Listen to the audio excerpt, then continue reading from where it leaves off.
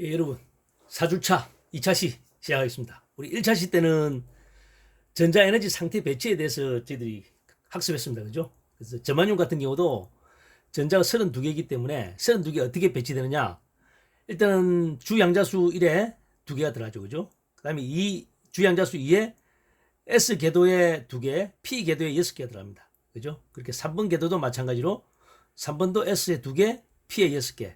그럼 D에 10개가 어디 들어가냐? D에 10개는 4번 궤도에 S가 2개가 먼저 채워지고 난 다음에 3번 궤도 D에 10개가 채워집니다. 순서가. 그러고 나서 4번 궤도 P 궤도에 2개가 이렇게 들어가게 되죠. 그래서 최외곽 전자는 주양자수가 가장 큰 숫자 4에 해당되는 그 전자수 4개가 되겠죠. 그 최외곽 전자는 4개가 되는 겁니다. 예, 그렇게 해서 전자가 채워지는 겁니다. 예. 4S2 다음에 왜 3D 열이 이렇게 채워지느냐? 그거는 조금 학습이 좀 깊어져야 되기 때문에 그거는 화학 시간에 선생님이나 아니면 그런 쪽으로 참조해서 이해하시면 될 것 같아요. 에너지 레벨이 다르기 때문에 그런 겁니다. 예. 그리고 여기는 지금 현재 반도체 공정에서 많이 사용되고 있는 원소들입니다. 원소들. 그래서 대체적으로 실리콘, 저마늄은 실질적으로 반도체 소재로 많이 사용되고 있죠. 그래서 우리가 요게 지난 시간 때 우리가 좀 학습했습니다. 그죠? 그 다음에 반도체에서 사용되는 불순물. 그러니까 반도체를 도체로 만들기 위해서는 불순물을 주입을 해야 돼요. 도핑을 해야 됩니다. 영어로 도핑을 해야 되는데 사용되는 도핑 불순물이 뭐가 있느냐? 붕소가 있습니다. 일단 붕소. 원자 번호가 옵니다. 이거는 오면은 우리가 딱 생각해 보면 최외곽 전자가 3개가 되겠죠. 그죠? 주양자수 2에 3개가 채워지겠죠. 그죠? 1번 궤도에 2개가 채워지고 나머지 3개가 2번 궤도에 채워지는 겁니다. 그죠? 2번 주양자수에. 그 다음에 또 불순물 많이 사용되는 게 되냐? 요 인하고 비소입니다. 인은 원자 번호가 15개입니다. 그죠? 15개면은 규소보다 하나 더 많기 때문에 최외곽 전자가 5개가 되겠죠. 그죠? 근데 비소도 마찬가지입니다. 비소도 저마늄보다 전자가 하나 더 많기 때문에 최외곽 전자는 5개가 됩니다. 그래서 각각의 녹는 점이라든지 그 다음에 이제 끓는 점, 전자 배치 상태 이런 거 우리가 학습했기 때문에 한번 리마인드를 해보시기 바랍니다. 해보시고 그 다음에 지금 많이 사용되는 게 이 알루미늄, 이 도체로 많이 사용되고 있습니다. 이거는 이 도체입니다. 도체 이쪽은 도체로 많이 사용되고 있습니다. 그 정도 알고 있으면 될 것 같아요. 그리고 보통 화물 반도체랑 우리가 이제 나중에 배울 텐데 원소 하나로 만들어진 반도체는 우리가 단순 반도체라 그러고 두 개의 원소들이 합쳐져서 만들어진 반도체는 화물 반도체라 그럽니다. 화물 반도체로 많이 사용되는 게 갈륨, 비소 2개가 합쳐져서 반도체가 또 됩니다. 그거는 이제 차차 알게 될 겁니다. 전에 제가 소개했던 책 있죠. 월간 뉴턴에서 나왔던 그 완전도의 주기율표에 넣어보면 이 실리콘이 돼가지고 상세하게 이렇게 좀 부연 설명을 좀 해놨어요. 그래서 요거는 제가 자세히 설명 안 하겠습니다. 안 하고 이거는 여러분들이 특히 반도체라든지 과학 쪽에 관심 있는 학생이라면 이 책을 사서 한번 소지하는 것도 괜찮을 것 같아요. 예. 이 보면 자세하게 잘 나와 있습니다. 그죠? 예. 태양 전지로도 쓰이고, 그죠? 그 다음에 아까 말씀드린 반도체, 원재료, 집적회로 원재료로도 사용되고 있다. 그런 내용을 쭉 적어놨습니다. 그리고 관련된 토막 지식 이런 것도 있고. 내용이 참 알차요. 제가 책 선전하는 건 아니지만은 여러분들이 한 권 정도 가지고 있으면 상당히 도움이 많이 될 것 같아요.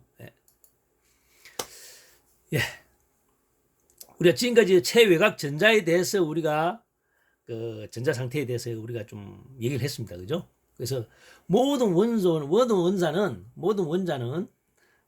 최외곽 전자가 8개, 맥스로 8개입니다. 8개가 채워지려고 하는 성질이 있어요. 그게 뭐냐? 안정적인 상태를 유지하기 위해서 그렇습니다. 모든 원자들은 서로 결합을 하게 되는데 결합하게 되는 주 목적이 뭐냐? 안정적인 상태, 스테이블. 안정적인 상태를 유지하려고 합니다. 우리가 최외곽 전자가 8개 꽉 차가 있는 원소를 뭐라 그랬죠? 불활성 원소라고 그랬죠? 불활성 기체, 그죠? 가장 주기율표 보면 가장 오른쪽에 있는 거. 여기 가장 안정적이잖아요. 그죠? 마찬가지로 최외곽 전자 8개를 채우려고 하는 성질이 있습니다. 그래서 원자 세계에서는. 그래서 8개를 채우려고 하기 위해서는 8개가 안 되는 원자들은 결합을 통해 가지고 8개를 채우려고 합니다. 다 알고 있죠, 이거는. 그죠? 그래서 비금속 원자들은 공유 결합을 합니다. 이 대표적인 게 반도체 소재로 사용되는 실리콘이라든지 뭐 저마늄 이런 것들은 공유 결합을 합니다. 공유 결합. 공유 결합은 뭐냐? 이쪽에 비금속 원소와 금속 원소의 전자들이 이렇게 서로 공유를 하는 거죠. 공유. 공유하는 거. 이렇게 이제 여기 이제 실리콘 전자들이 공유 결합을 한 상태입니다. 이게. 그래서 이쪽 원자와 이쪽 원자가 이렇게 또 공유되고, 이건 위쪽하고 같이 공유가 되고, 이건 또 아래쪽하고 같이 공유가 되고, 이렇게 해가지고 8개가 채워지는 겁니다. 이렇게 안정적인 상태를 유지하기 위해서. 그냥 금속과 비금속 같은 경우는 어떻게 되느냐? 금속하고 비금속은 이온 결합을 합니다. 이온 결합. 그래서 금속 원소에 있는 그 전자 하나가 비금속 원소로 옮겨갑니다. 옮겨가서 체외곽 전자가 꽉 채워지는 이런 형태. 이거는 이온 결합인데, 이온 결합의 대표적인 뭡니까? 물, H2O. 그죠? H2O가 대표적인 이온 결합의 그 형태죠. 산소는 체외곽 전자 6개 있습니다. 그죠? 수소는 1개 있죠. 한 개 있는 원소 2개가 붙어가지고 8개를 채워주는 거죠. 그죠? 예, 그렇게. 또 뭐가 있습니까? 하나 이제 금속 결합. 금속 결합. 금속은 금속 대 금속끼리. 금속과 금속끼리는 금속 결합. 비금속과 비금속은 공유결합. 금속과 비금속은 이온 결합. 이렇게 결합을 합니다. 여러분들. 다 알죠? 여러분들. 네, 넘어가겠습니다. 그래서 아까 이야기한 것처럼 원소 하나가 만들어진 거는 우리가 원소 반도체라 그래. 주기율표 사조기물 실리콘 저마늄 같이 이렇게 각각 한 개의 원소로 구성되어 있는 거는 원소 반도체, 또 단순 반도체라 그러고, 그래서 3족과 5족의 원자들이 결합을 해서 만든 반도체를 우리가 화물 반도체라 그래. 그래서 아까 우리 저마늄, 갈륨과 비소가 합쳐진 거는 화물 반도체고, 실리콘이라든지 저마늄은 각각이 개별적으로 되어 있는 기 때문에 원소 반도체인데 엘리멘털, 이런 컴파운드 이렇게 됐습니다.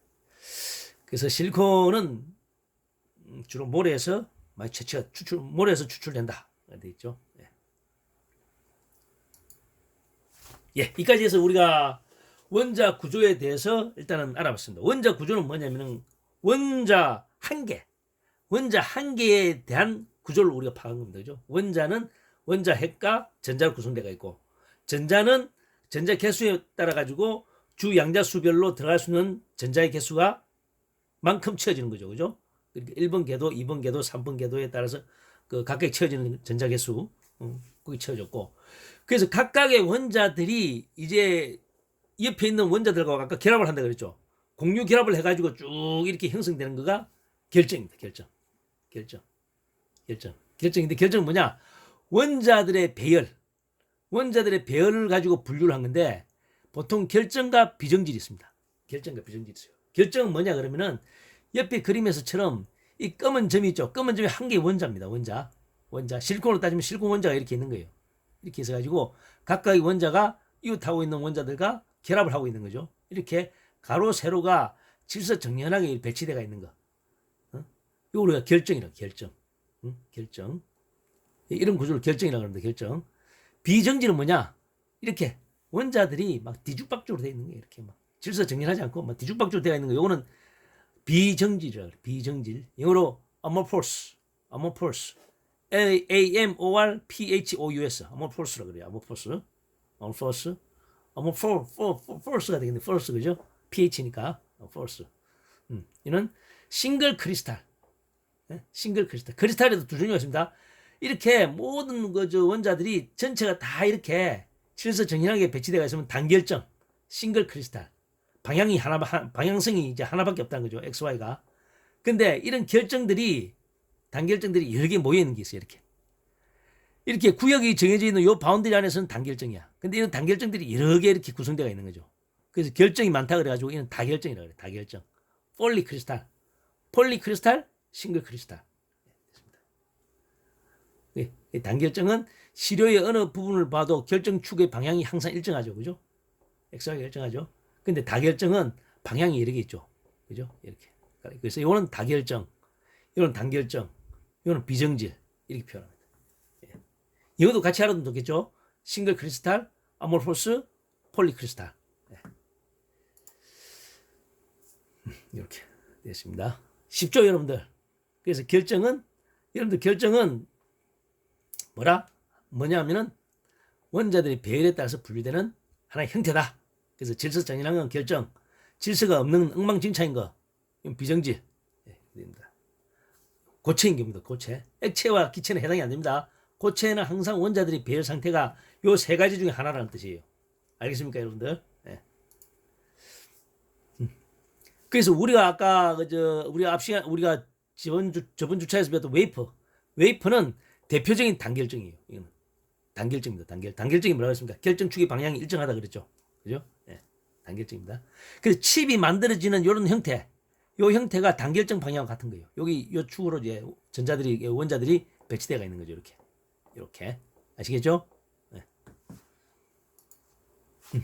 그래서 우리가 격자 구조에는 또 과학 용어가 또 있습니다. 격자 용어. 격자에는 격자가 아까 뭐라 그래? 격자가 뭐냐 그러면 원자들이 배치되어 있는 거. 원자들이 배치되어 있는 요 형태를 우리가 격자라 그래. 격자처럼 생겼죠? 그죠? 격자처럼 생겼습니다. 그래서 그 격자점이 각각의 꼭지점에 원자들이 배치가 되는 겁니다. 이렇게. 무슨 말인지 알겠죠? 그래서 여기 각각 이 실리콘 원자들이 이렇게 배치가 되겠죠. 그죠? 그래서 격자와 격자점. 그러니까 원자가 배치된 요 점 있죠? 요걸 격자점이라 그래. 격자점이라 그러고, 격자와 격자점 간의 간격, 거리, 이걸 격자상수라 그래요. 격자상수. 격자를 영어 뭐라냐? 레티스 격자.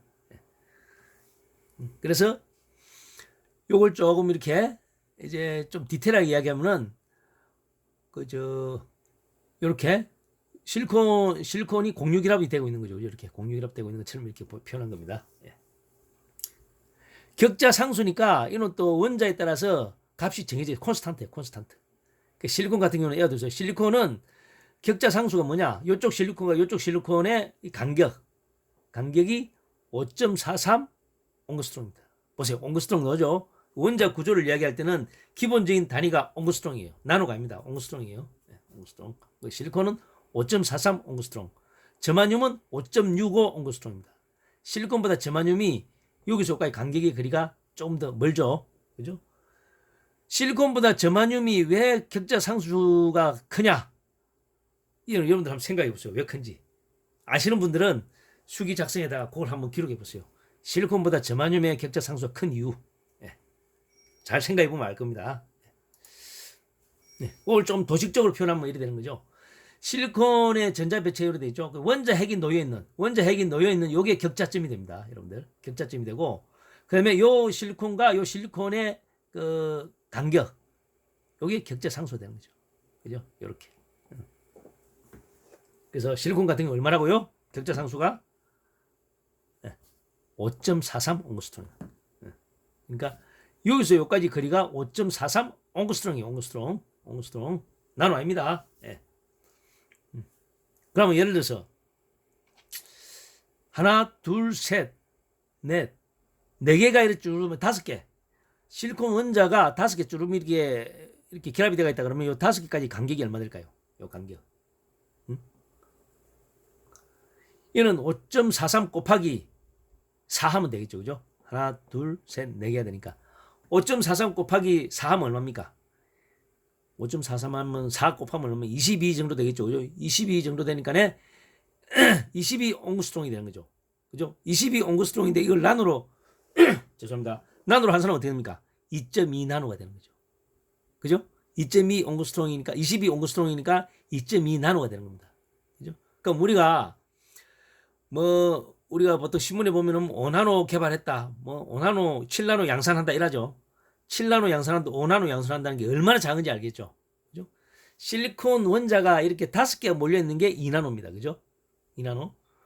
10개가 되었으면 어떻게 됩니까? 10개가 돼가 있으면은 4나노가 되겠죠. 그죠? 근데 실리콘의 원자가 10개가 이렇게 주름이 붙어 있는 거. 요 폭이 4나노가 되는 거예요. 그러니까 얼마나 작습니까? 그죠? 그렇게 작은 트랜지스터를 갖다가 우리가 개발했다는 거예요. 4나노, 5나노 그 정도 되는 거. 그래서 얼마나 작다는 걸 아주 마이크로하게 여러분들이 쭉 들어가다 보면은 그 반도체 기술이 개발 기술이 얼마나 대단한지 알겠죠. 그죠? 예. 그걸 또 더 줄이려고 하지 않습니까? 그죠? 예. 그게 이제 반도체 반도체 개발력입니다. 개발력. 예. 여러분들 여기까지 따라왔습니까? 이해됐습니까? 이해됐어요? 그러면 제가 격자 모양이 어떻게 생겼는지 간단하게 한번 보여드릴게요.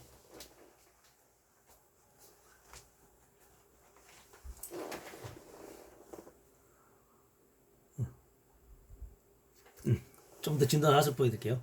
네. 격자 상수, 그죠? 격자 상수 5.43 옹스트롱 기억해 두세요, 여러분들. 네.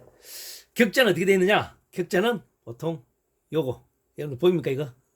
이렇게 정육면체, 네? 정육면체처럼 이렇게 되어 있습니다. 왜냐면 격자라고 하는 거가 평면으로 된 거 3차원으로 되어 있겠죠, 그죠? 3차원으로 쭉 되어 있으면 이렇게 많은 격자들이 쭉 앞뒤 좌우 위아래 x축 y축 z축으로 쭉 만들어진 겁니다. 그래서 각각의 꼭지점에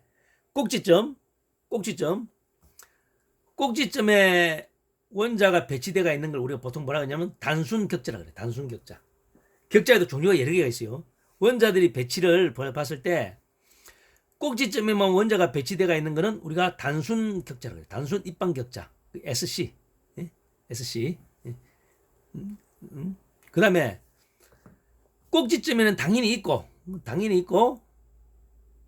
정 가운데 또 원자가 하나 더 있어. 그걸 뭐라 하냐? 채심 입방. 채심이니까 이는 뭐냐? 바디 센터. 바디 센터 이런 뜻이에요. 단수는 심플. 그다음에 면심은 뭐냐 그러면은 이는 정 가운데 있는 게 아니고 우리가 그 정육면 체면은 면이 몇 개가 있습니까, 여러분들? 면이 6개 있죠, 그죠? 면의 정 가운데 또 이렇게 원자들이 배치되어 있는 겁니다. 예? 그는 면심 입방이라고 그래. 페이스 센터드.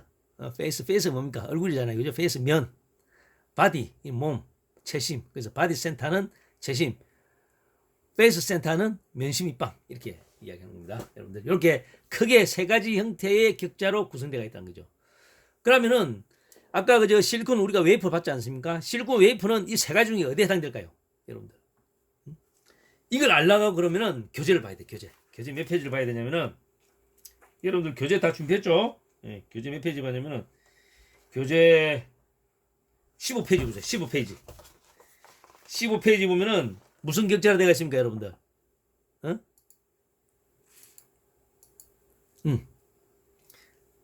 다이아몬드 격자. 실리콘, 저마늄, 탄소, C, 주석, SN 이런 것들은 다이아몬드 격자로 되어 있는 거예요. 다이아몬드 격자가 뭐냐? 이렇게 꼭지점에도 원자들이 있고, 그 다음에 면에도 있고, 빨간색이 면입니다. 빨간색에도 면이 있고, 그 다음에 노란색은 채심이에요. 그 안에도 이렇게 원자가 들어있는 거예요. 그러니까 채심 플러스 면심 플러스 단순을 다 합친 거라고 보면 되겠죠. 그러니까 어떻습니까? 되게 단단해 보이죠? 그죠? 단단해 보이니까 다이아몬드 격자입니다. 우리가 지금 지구상에서 가장 단단한 게 뭐예요? 다이아몬드잖아요. 다이아몬드. 그래서 이 다이아몬드 격자가 이렇게 생겼어요. 그래서 우리 탄소, 실리콘, 저마늄 이런 거는 다 다이아몬드 격자다. 격자인데 이는 그 대체적으로 면심 격자에 이렇게 구분으로 들어갑니다. 그러니까 아까 이야기한 것처럼 격자 구조가 3개가 있다 그랬는데 3개가 있는 거는 아주 크게 본 거고 총 몇 개가 있냐 그러면은 이렇게 14개가 있습니다. 14개가 있는데 이건 프랑스의 과학자 브라베라 했습니다.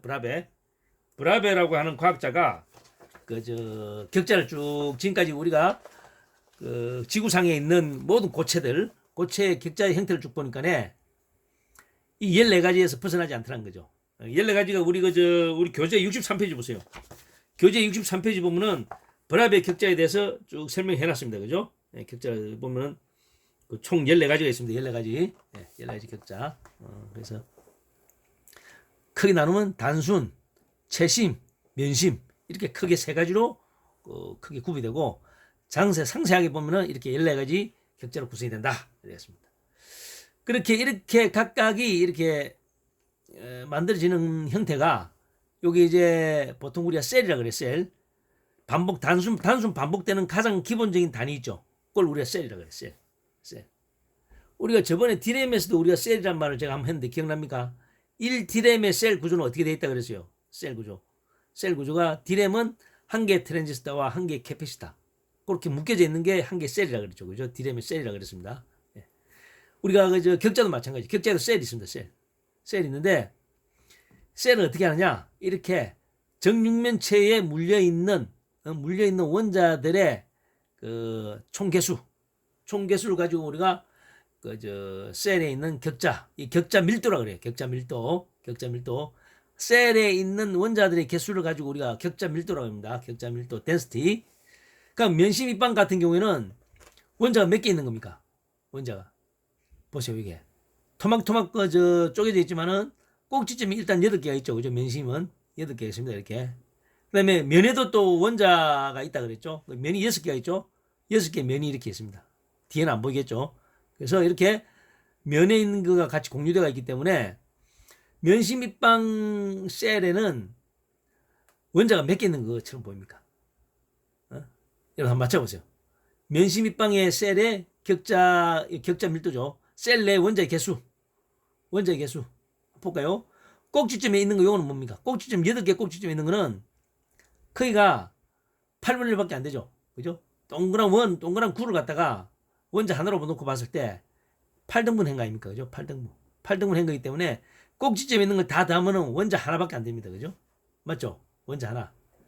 그래서 단순 입방은 그 격자 밀도가 1개예요. 원자 1개. 예? 면심은 몇 개냐? 면심은 꼭지점에 있는 거 1개 플러스 6개의 면에 원자가 2분의 1수 공유되어 있죠. 그죠? 딱 반토막 되어 있지 않습니까? 그죠? 그러니까 6개의 면 곱하기 2분의 1 하면 얼마입니까? 3개죠. 원자 3개. 그죠? 그리고 꼭지점 하나, 그 다음에 면에 있는 거 3개 해가지고 4개. 면심 입방에 셀에 있는 원자의 개수는 4개입니다. 그래서 이걸 우리가 격자 밀도, 면심 입방의 격자 밀도는 4개다. 이렇게 얘기하는 거예요. 그럼 채심은 몇 개입니까, 여러분들? 채심은 요 가운데 한 개가 요 정육면체 안에 완전히 다 들어가 있죠. 그죠? 완전 자기 거야, 이거는. 공유 안에 이거는. 자기 거야. 그러니까 꼭지점 있는 거 하나, 그다음 자기 거 하나 해가지고 2개. 채심 입방 격자 밀도가 2개. 단수는 하나, 면심은 4개. 이렇게 되는 겁니다. 맞죠, 여러분들? 그죠?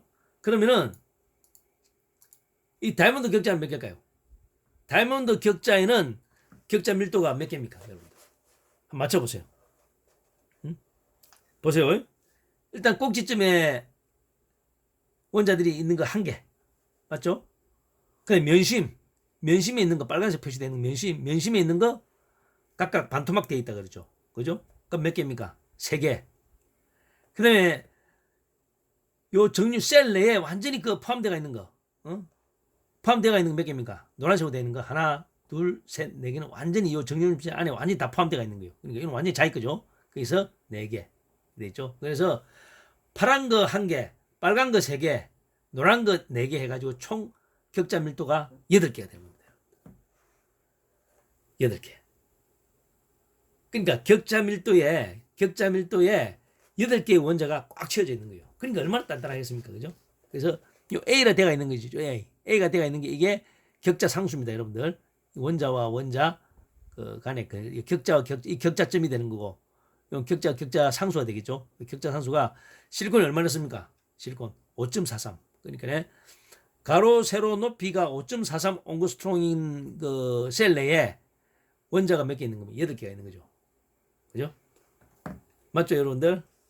가로 세로 높이가 격자 상수인 그 셀 안에 원자가 8개가 들어 있는 게 다이아몬드 격자입니다. 그래서 실리콘 같은 경우는 5.43이 되겠죠. 저마늄 아까 얼마나 했습니까? 5.65였나요? 실리콘보다 좀 더 컸죠. 네, 그다음에 그래서 각각의 원소의 격자 상수를 알고 싶다. 궁금하다 그러면은 또 우리가 교재에 보면은 교재 한번 보세요. 교재에 보면은 64페이지 보면은 각 원소별 반도체 물질에 사용되는 원소별 격자 상수에 대해서 값이 다 나와 있습니다. 그죠? 보세요. 밑에 보면 실리콘은 그 격자 상수가 5.43 돼 있죠. 반도체 물질들의 성질해 보세요. 성질 됐습니다. 그럼 저마늄은 얼마나 돼서 5.65 돼가 있고 갈륨 비소는 얼마입니까? 갈륨 비소 갈륨 비수의 격자 상수는 그 5.65가 되죠. 5.65. 그죠? 5.65. 그 저만륨과 크기가 좀 비슷한 것 같은데 조금 더 크네. 그죠? 저만륨보다 갈륨 비소가. 그렇게 이제 보시면 됩니다, 여러분들. 그러면 가로 세로 높이가 격자 상수인 거기에 들어가 있는 게 원자의 개수가 격자 밀도라 그랬죠. 그죠? 격자 밀도라 했으면 우리가 저 실리콘이 돼 가지고 실리콘이 대표적인 반도체 물질이니까 그죠? 실리콘에 대해서만 딱 정리해 놓은 게 되느냐? 페이지 16페이지. 페이지 16페이지 한번 보세요. 요거 16페이지 열 되겠습니다. 그죠? 실리콘 크리스탈. 실리콘 크리스탈에 돼 가지고 딱 한 장으로 정리해 놓은 겁니다. 정리해 놓은 거예요. 격자 상수, 격자 구조, 다이아몬드. 그죠? 그 다음에, 기본적인 그 컨셉은 뭐냐? 페이스 센터, 면심. 그죠? 면심, 다이아몬드, 큐빅. 이렇게 되어 있는. 그죠? FCC가 페이스 센터드 큐빅. 이렇게 됐습니다. 격자 밀도. 격자 밀도 뭐냐? 셀당 8개의 원자가 들어가 있다. 그걸 셀이 아니라 가로 세로 높이가 1cm인 그 정육면체로 환산하면은 원자가 몇 개 들어가 있는지 이걸 가지고 우리 계산할 수 있겠죠, 여러분들. 한번 계산해 보세요. 가로 셀이 뭡니까? 셀은 가로 세로 높이가 격자 상수죠, 그죠? 격자 상수 있잖아, 5.4, 5.43. 격자 상수 안에 8개가 들어가 있으니까 가로 세로 높이가 1cm인 걸로 이제 확대해서 보면은 이 정도의 개수가 들어가 있다는 거죠. 5 곱하기 10의 22승계. 여러분들 계산할 수 있겠죠? 한번 계산해 보세요. 계산해 봅니다. 그 다음에 이제 요 밑에 그림, 밑에 그림이 여러분들 참 의미심장합니다. 이게 상당히 의미심장. 이게 뭐냐 그러면은 위에 보면 숫자가 어떻게 됐습니까? 1빵빵. 이건 100으로 읽는 거 아닙니다. 1빵빵 이렇게 읽어야 돼요. 1빵빵, 1빵빵. 그다음 111빵, 111 이렇게 읽어야 돼. 그래서 요 앞에 거는 x, y, z의 값입니다. x, y, z의 값. x가 1, y가 0, z가 0. 이걸 1빵빵이라고 해요. 1빵빵. 그다음에는 y가 1, x가 1, 그다음에 z가 0. 그래서 111빵, 111 되는 겁니다. 그래서 각각의 다른 각도로부터 본 실리콘 크리스탈이 되어 있죠. 그죠? 여기 무슨 말이냐? 보세요. 다시 정육면체가 올라옵니다, 여러분들. 정육면체 봤죠, 그죠? 이렇게 원자 배치가 가까이 꼭지점에 있다 그랬죠, 그죠? 이렇게 돼 있지 않습니까, 그죠? 이렇게 돼가 있는데 일빵빵은 뭐냐면 이렇게 봤을 때, 이렇게 봤을 때 일빵빵이에요, 일빵빵. 111은 뭐냐? 이렇게 봤을 때, 이렇게 요 면이 센터가 딱 되는 거예요, 이렇게 봤을 때. 111은 뭐냐? 이렇게 봤을 때, 요 꼭지점 여기 있죠, 요거 이렇게 봤을 때에 원자의 배치가 이렇게 보인다는 겁니다. 이렇게. 무슨 말인지 알겠습니까? 요거는 1빵빵, 111빵, 111. 이렇게 했을 때 원자들의 배치가 이렇게 보인다는 거죠. 이렇게. 그래서 그 다음 페이지 한번 볼까요? 뭐가 있는지. 이렇게 세 가지 결정면이 있는데 요거는 결정면 1빵빵. 그죠? 이거는 111, 111빵. 이거는 111. 이렇게 이제 구분한다는 거예요. 결정면. 결정면이 왜 중요하냐? 실리콘 웨이프는 결정면이 1빵빵이에요. 1빵빵. 근데 이거는 우리가 고객들이 웨이프 만드는 회사에다가 요청할 수 있어요. 요구를 할 수 있습니다. 우리 회사에 납품하는 웨이프는 11빵으로 해달라. 아니 111로 해달라. 아니 1빵빵으로 해달라. 이렇게 요구를 할 수 있어요. 그러니까 뭐 웨이프 제조회사에서는 거기에 맞춰가지고 그 다이아몬드 휠로 그 인곳 있죠? 인곳을 다이아몬드 휠로 자를 때 이렇게 각을 갖다 이렇게 달리해서 주면 되겠죠. 그죠? 이렇게 원합니다. 그래서 11빵으로 봤을 때 실리콘 격자 구조 이렇게 되어 있습니다. 신기하지 않습니까? 이렇게 보인다는 거죠.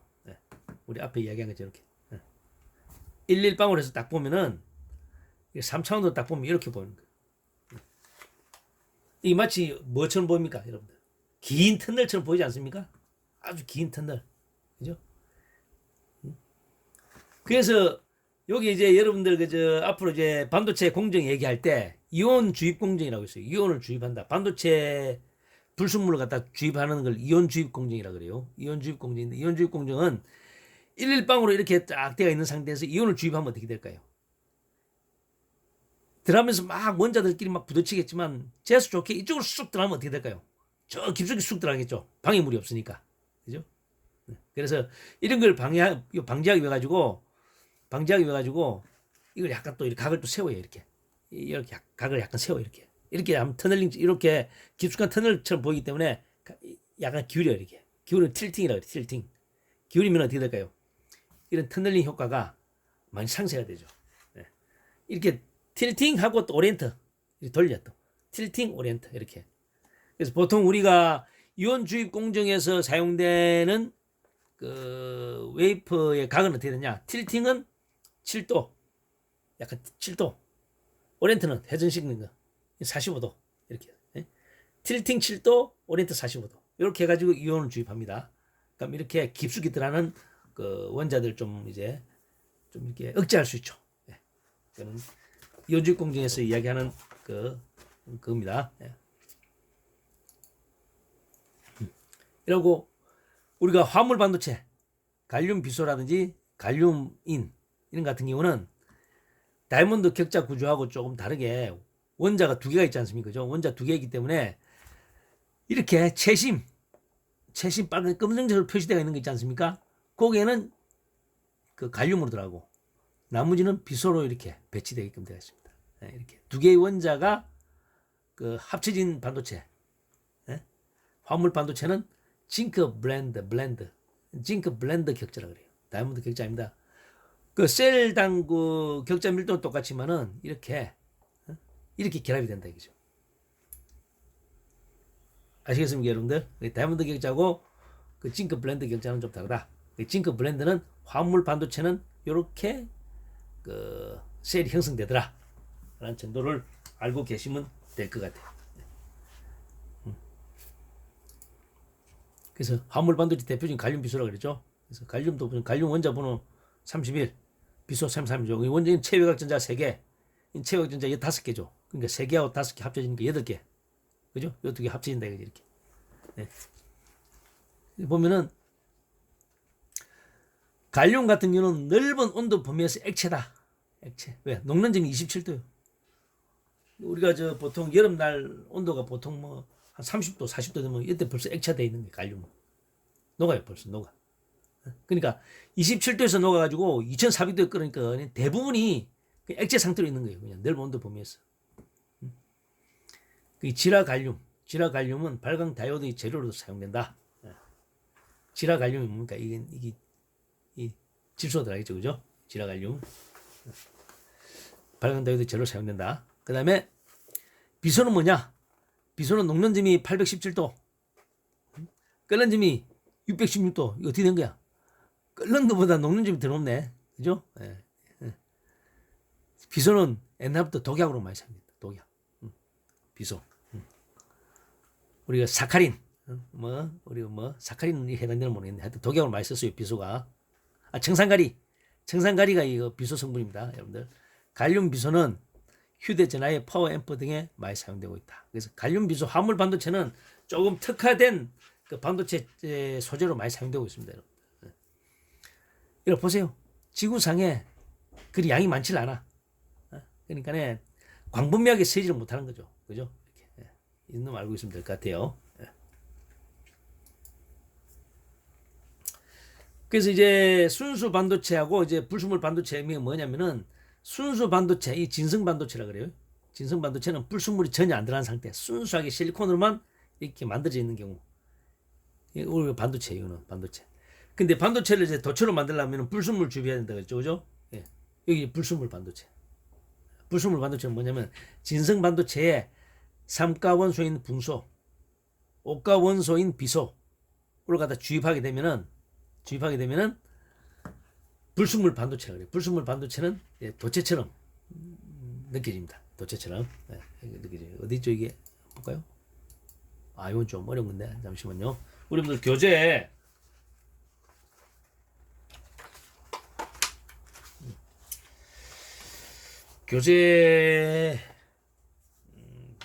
잠시만요. 이거 어딘지. 요만 좀 더 보충 설명할게요. 페르미 준위는 제가 다음 주에 진행하는 걸로 하겠습니다. 이렇게. 이렇게. 사가 원소에 삼가 불순물을 주입하면은 이렇게 공유 결합을 하는데 그 전자 하나가 모자라죠, 그죠? 그게 양공이라 그래, 양공인데 이게 이제 전기를 흐르게 하는 매개체가 되는 겁니다. 양공이 뭐냐? 이웃한 전자를 이렇게 끌어당기려고 하는 그 작용을 하는 거죠. 그래서 양공. 그래서 이거는 우리가 전자를 끌어당기니까 플러스 전기적 특성을 가지고 있다 가지고 포지티브. 그래서 P타입 반도체는 도체 이름입니다, 여러분들. 네. 그다음에 반대로 옥가 원소인 인이 이렇게 같이 결합이 되면 어떻게 될까요? 4개는 같이 공유 결합이 되는데 한 개가 남아. 한 개 남는 게 이게 자유전자가 되는 거죠. 그죠? 그래서 이건 이제 자유전자니까 N타입, 네거티브, N형 반도체가 됩니다. 그래서 삼가 불순물을 주입하면은 P형 반도체를 만들고 옥가 불순물을 주입하면은 N형 반도체를 만드는 거예요. P형 반도체와 N형 반도체는 도체의 또 다른 이름이에요. 반도체를 통해서 도체로 만들었기 때문에 P형 반도체와 N형 반도체 됩니다. 알겠습니까? 반도체 형태가 두 가지가 있다. 이렇게 이해하시면 될 것 같아요. 여러분들 여기까지 이해했습니까? 이해했어요? 그럼 일단은 2차시 수업도 이 정도로 마무리 짓겠습니다. 어차피 여러분들 뭐 중간고사 기간이라 가지고 많은 걸 진도 나가도 여러분들이 이걸 소화하기가 힘들 거예요. 그래서 이번에는 그냥 가볍게 이제 원자 구조에 대해서 배웠고, 그다음에 격자 구조에 대해서 배웠고, 그다음에 N형과 P형 반도체의 개념만 여러분들 조금 이렇게 알고 가는 겁니다. 그죠? 예. 그래서 P형 반도체는 삼가 불순물을 주입하는 거고, 그죠? N형 반도체는 옥가 불순물을 주입하면은 이렇게 N형 반도체가 된다. 이렇게 되는 거죠. 그죠? 여러분 이해됐습니까? 요 정도면 이해하세요. 네. 좀 더 이제 여기에 대한 이제 분석적인 방법은 이제 다음 시간에, 다음 주차 때, 5주차 때 학습하는 거라고 여기까지 일단은 했고요. 3차시는 아까 우리 1차시 때도 얘기했지만 3차시 수업은 중견말리에서 이번 지난주에 상영된 그 시스템 반도체를 보는 걸로 해야 대체를 하겠습니다. 시스템 반도체 이거 쭉 보시고 거기서 이제 소개되는 중견기업 시스템 반도체 대표적인 중견기업 2개를 이제 소개를 합니다. 중견기업의 이름, 그다음에 중견기업에서 생산되는 대표적인 시스템 반도체 품종이 뭔지, 그까지 여러분들 쭉 한번 보세요. 이거 다른 학생들이 쓴 거 보지 말고 여러분들 이제 3차시 수업에 들어가니까 그걸 한번 보세요. 그리고 시스템 반도체가 뭔지도 간략하게 소개를 합니다. 그래서 그렇게 해가지고 4주차 비대면 수업은 마무리 짓겠습니다. 여러분들 중간고사 시험 잘 보세요.